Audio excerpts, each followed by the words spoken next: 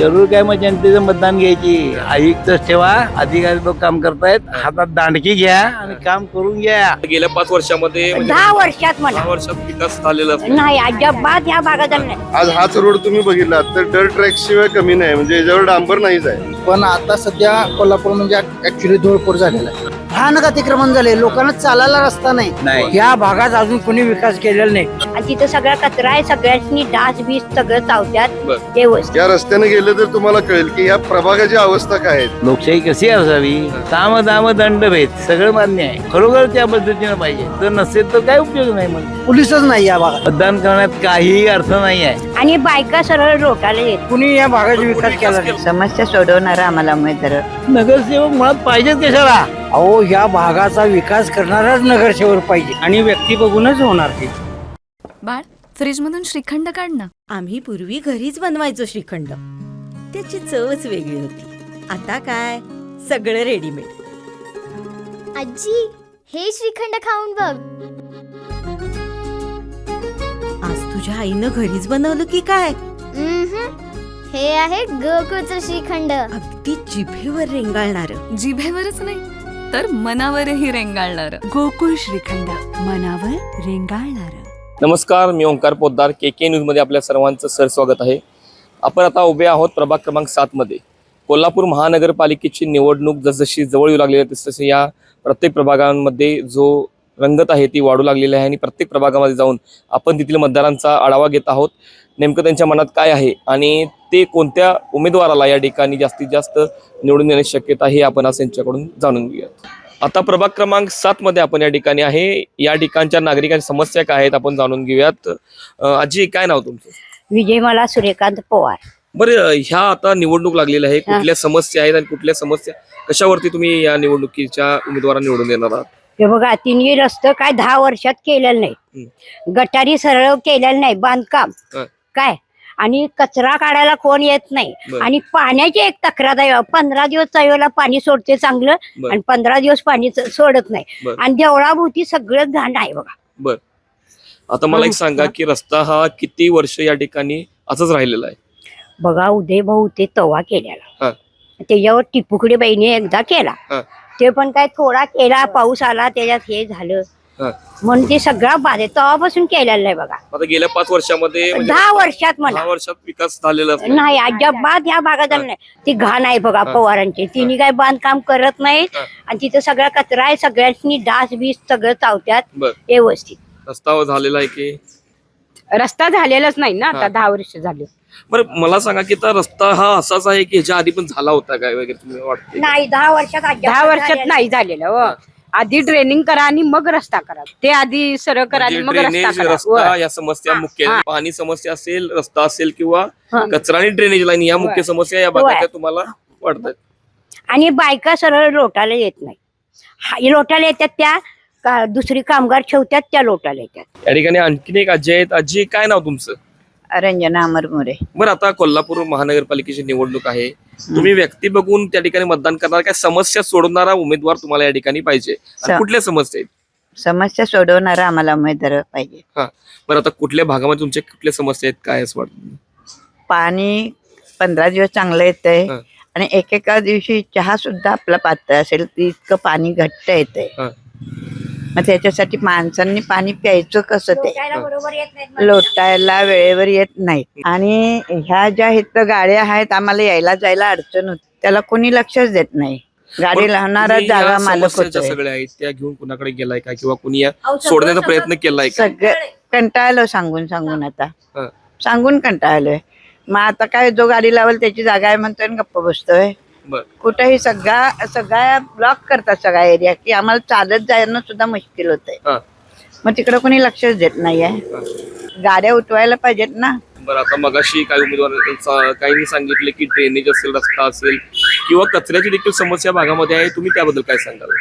आहेच की, आता ते समोर आम्हाला डासांनी रात्री बसून देत नाही, दिवसभर सुद्धा बसून देत नाही डास. काय आमचं काय चालतच नाही ना ह्याच्या पुढं. आम्ही काय करणार, सामान्य माणसाचं कोणी खबरदारी घेत नाही. मगापासून ज्येष्ठ नागरिकांच्या काही समस्या आपण जाणून घेत आहोत. त्यांना होणारा जो त्रास आहे त्याच्याबद्दल आपण या ठिकाणी ते काय सांगतायत बघूया. तर इथं देखील काही ज्येष्ठ नागरिक आहेत, त्यांचे देखील मत जाणून घ्या. काका काय नाव तुमचं? मिलिंद अनंत तांबे माझं नाव आहे. बरं काका, आता किती वर्ष झालं तुम्ही ह्या प्रभागामध्ये राहता या ठिकाणी? किमान जवळपास एक 15 वर्ष तरी झाली आम्ही इथे या प्रभागात राहतो. हा. या 15 वर्षामध्ये आधी मुळात कोल्हापूर महानगरपालिका माझ्या या बघण्यामध्ये अलीकडे एक 10 वर्ष तरी होऊन गेली.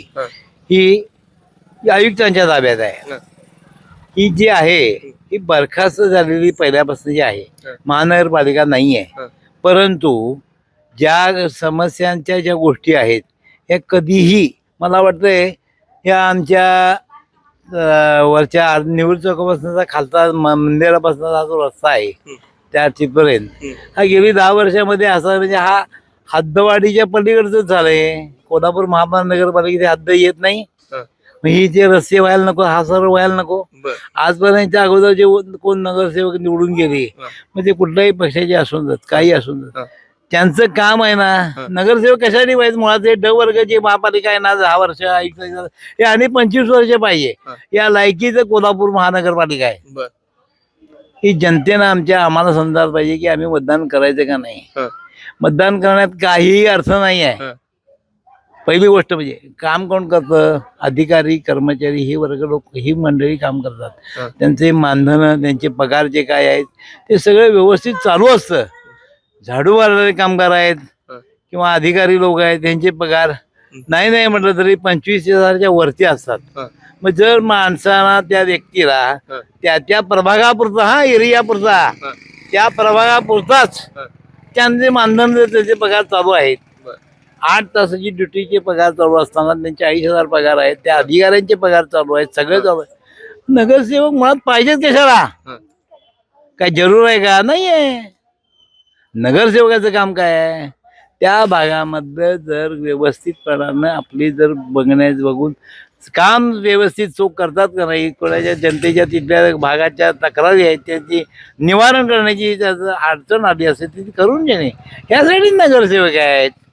बरं, त्याच्या उपर महानगरपालिकेमध्ये आता एका वॉर्डमध्ये आता हे 4 पक्षांची मंडळी कोण कोण असतील ते पक्षाची उभारणार, त्यांना मतदान करायचं. मग ते 4 पक्षाचे निवडून आल्यानंतर ती एक महानगरपालिका संख्याबळ तयार होतं.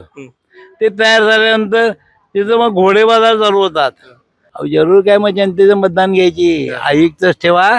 अधिकारी लोक काम करतायत, हातात दांडकी घ्या आणि काम करून घ्या. लोकशाही कशी असावी? साम दाम दंडभेद सगळं मान्य आहे, खरोखर त्या पद्धतीनं पाहिजे. तर नसेल तर काय उपयोग नाही मग. 100%. बरं काका, काय तुम्ही व्यक्ती बघून मतदान करणार काय? बाबा या भागाचा विकास करणार नगरसेवक तुम्हाला पाहिजे? अहो, ह्या भागाचा विकास करणाराच नगरसेवक पाहिजे.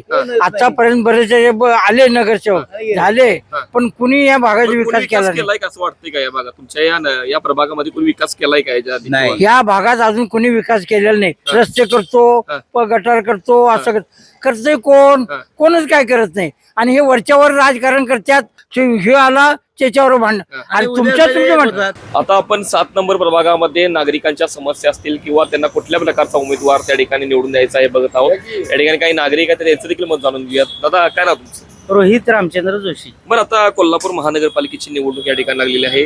आता प्रशासक होतं, त्याच्या आधी आपले जे राजकारणी या ठिकाणी म्हणजे निवडणूक त्या अनुषंगाने लागलेली आहे. काय वाटते, कुठल्या तुम्ही अनुषंगाने ह्या निवडणुकीत उमेदवार निवडून देणार आहात?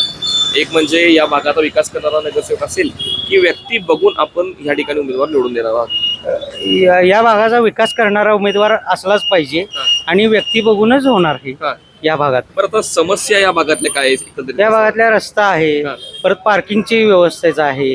पर्यटक येतात त्यांच्या स्वच्छतेचं वगैरे, रस्ते स्वच्छ पाहिजेत, गटारीचं स्वच्छता, या सगळ्याच्या समस्या आहेत नागरिकांच्या, या सुटल्या पाहिजेत.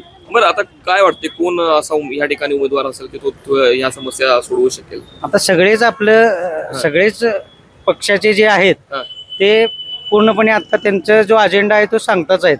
स्वच्छता वगैरे, बाकीचं पार्किंग व्यवस्था वगैरे हे सांगताच आहेत. आता त्यातनं बघूया कोण जो ठाम आहे त्याला मतदान होणार. आता सगळ्यात जास्त गर्दीचा हा भाग आहे, कुठल्या समस्यांना तुम्हाला तोंड द्यायला लागते?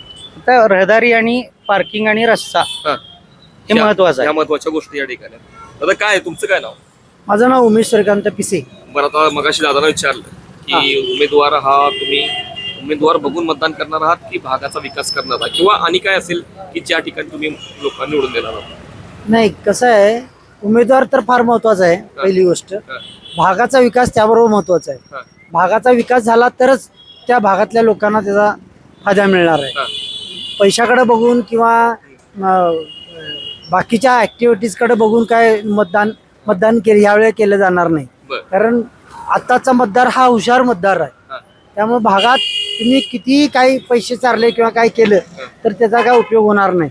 कारण भागामध्ये रस्ते खड्डे आहेत तसेच आहेत, रहदारी आहे, पार्किंग नाही आहे, बऱ्याच गोष्टी अशा आहेत की स्वच्छता होत नाही, रोडची स्वच्छता होत नाही, कचरा गाडी वेळेवर येत नाही. बऱ्याच समस्या अशा आहेत की त्या बरोबर अजून भागामध्ये होत नाही आहेत.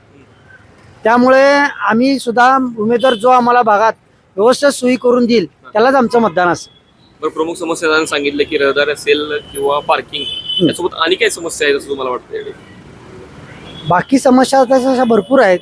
असं सांगितलं तर तुम्ही बघितलं तर आता इथे एवढी रोडवर रहदारी आहे, रोडवर असलेले खड्डे आणि त्यातून उडणारी माती, याच्यापासून एवढे रोग व्हायला लागलेत लोकांना, सर्दी, खोकला, ताप, यापासून बऱ्याच गोष्टी व्हायला लागलेल्या आहेत. त्याच्याकडे फार लोकांचं दुर्लक्ष आहे. म्हणजे शासनाचं तर दुर्लक्ष आहेच. आणि या ठिकाणी आता बऱ्याच प्रमाणात कोंडी होत असेल वाहतुकी, त्याच्यावरती कुठल्या प्रकारे काय उपाययोजना होते? वाहतुकीची कोंडी इथं फार होत्या, पण इथं ट्रॅफिक पोलीसच नाही या भागात. ट्रॅफिक पोलीस केव्हा तर एक गाडी येते त्या बाजूला वाणीसारखा एवढंच होते. परत रोडवर एवढं अतिक्रमण झाले, हातगाड्यांचं भयानक अतिक्रमण झाले, लोकांना चालायला रस्ता नाही, फुटपाथवर अतिक्रमण आहे. तुम्ही ह्या ताराबाई रोडवर बघा, वरतीपर्यंत एवढ्या खाऊच्या गाड्या आहेत आणि एवढे फुटपाथ जाम भरलेले आहेत. लोकांनी जायचं कसं? तुम्ही आता ह्या भागाचे मतदार आहात, या भागातून तुम्ही उमेदवार निवडून देणार आहात. उमेदवार कसा असावा आपल्याला असं वाटतं? उमेदवार जनतेचे प्रश्न समजावून घेणारा असावा. मुळात या रस्त्यावरती चालणारा, या भागाची माहिती असलेला असा उमेदवार पाहिजे. गाडीतनं तुम्ही 4 व्हीलर मधनं फिरणारा उमेदवार नको आहे, काचावर करून. 2 व्हीलरवरनं फिरलं तर भागातल्या समस्या कळतील, रस्ते कसे आहेत. आज हाच रोड तुम्ही बघितला तर डर्ट ट्रॅक शिवाय कमी नाही, म्हणजे याच्यावर डांबर नाहीच आहे. या रस्त्याने गेलं तर तुम्हाला कळेल की या प्रभागाची अवस्था काय आहे. म्हणजे कुणाला कोण विचारणारच नाही. कुणी पण यावं, कुणी पण गाडी लावावी, फुटपाथवर गाडी लावावी, अतिक्रमण करावं, कचरा उचलायला इकडे माणसं येत नाहीत. पाण्याची समस्या आहे, मुळात साफसफाई. तुम्ही 5 मिनिटं जर इथं उभारला तर एवढी धूळ आहे रोडवरती.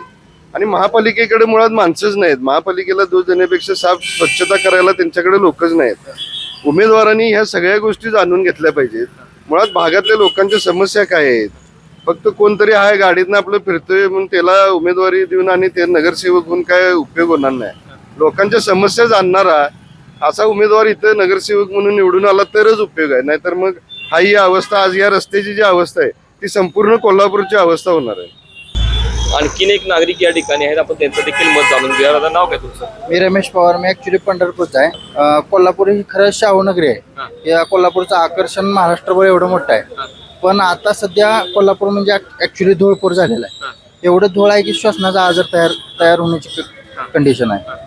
रस्त्याने खड्डे भरपूर आहेत, ट्रॅफिकची समस्या आहे, गाड्यांना पार्किंग करण्यासाठी जागा नाही आहे. बरं, तुम्ही आता कोल्हापुरात राहताय, या ठिकाणी तुमचा व्यवसाय आहे, आणखीन काही समस्या असतील की ज्या तुम्हाला नेहमी जाणवतात? एक धुळीचा प्रश्न, एक ट्रॅफिकचा आणि कचरा, हे 3 प्रश्न गंभीर आहेत. प्रभागामधील एक व्यावसायिक आपल्या सोबत आहे. आता काय नाव तुमचं? संदीप पाटील.